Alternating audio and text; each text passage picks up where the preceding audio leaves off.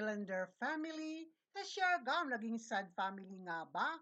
Ngayong 2025, mainit pa rin itong pinag-uusapan sa social media at sa iba't ibang online platform. Andy Eigenman, ito ang pinaka-latest ipinagpalit at piniling mabuhay ng simple sa Siargao kasama ang asawang si Pilmar Alipayo at ang mga anak iniwan ang ningning ng show business. Ngunit sa kanyang latest post nga ay sinabi nitong I just found out it's the year of the snake. I thought it was the year of the wolf in sheep's clothing. At ito nga, ang mga detalye naman ito ay sinundan pa ng ibang mga larawan kung saan ang post niya naman dito ay sinabi niyang they stab you and pretend they are the ones bleeding na malalim at makahulugan.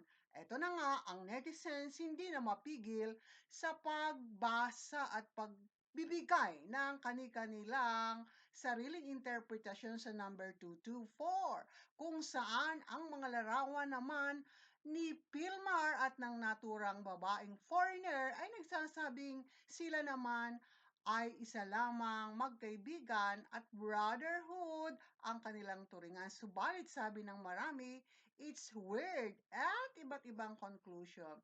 Well, she gave up her showbiz career for her family, but then sometimes love isn't enough for the family to stay up together. Kaya ito naman ang naging pakahulugan ng marami sa number 224.